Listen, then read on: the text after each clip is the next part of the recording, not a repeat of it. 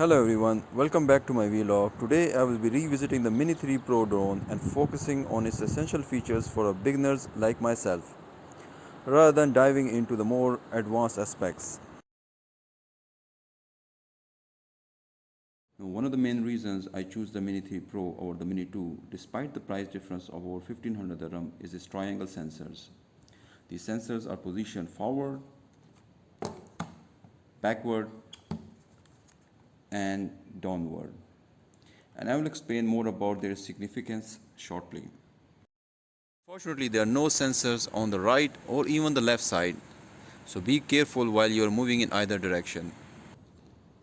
Now, if you're coming from Mini 2 Pro, you actually need two SD cards. The first one will obviously go in the drone itself, and the second one you need to mount here on the RC controller. First off, let's talk about the three flight mode this drone offers. Normal mode. This mode enables all three direction obstacle sensor, providing a smooth and safe flight experience. You can reach a maximum flight speed of 10 meters per second. Cine mode, based on the normal mode, enhances gimbal stability for better shooting capabilities. Is ideal for capturing smooth cinematic shoots.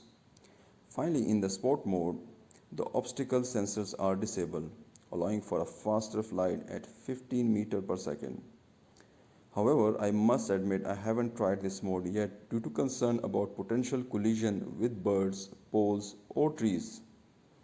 It's probably best left for more experienced drone users.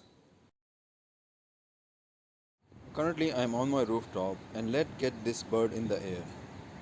But before we do that, let's ensure two important things on the RC controller. First, make sure you have a connection to at least 12 satellites. I'm not sure why it's the magic number 12, but let's ensure we have that for stable GPS positioning. Secondly, check if the GPS signal and home points are updated. The drone will automatically update these, so just wait for the notification on the RC controller. With these new features, DJI has certainly made drone flying much easier and safer.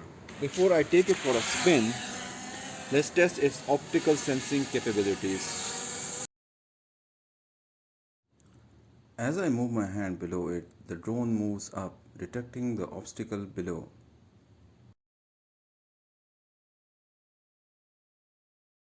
Now let's test the forward sensor as I move the drone towards this wall. The yellow indicator, which indicates the obstacle sensors, will turn red and the drone will stop.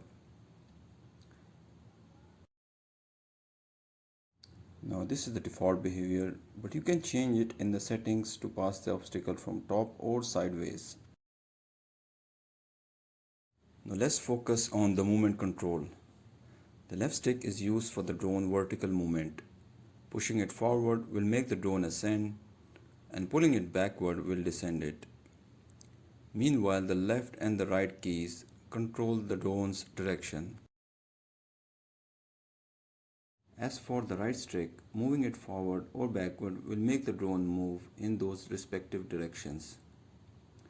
Tilting the right stick left or right will cause the drone to move accordingly.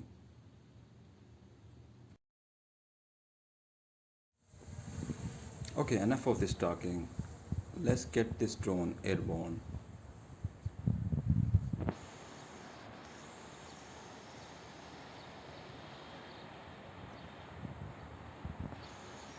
And away she goes.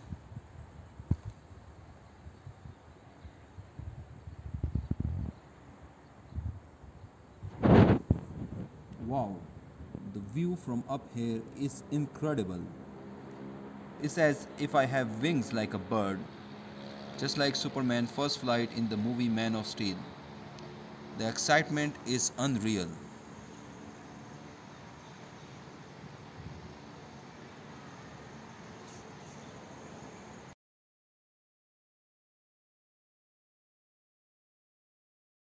Let's not get carried away on our first flight. I have noticed a few birds around and they don't seem to appreciate an intruder in their airspace.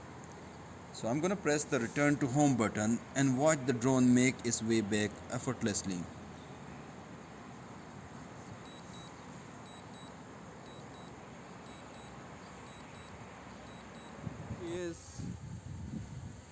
drone has landed almost in the same position it took off, perhaps just a few meters off. Now, this was an amazing first flight experience. I will be exploring more options and features of this Mini 3 Pro, and I will definitely keep you updated. For now, I'm signing off. Take care and have a fantastic day.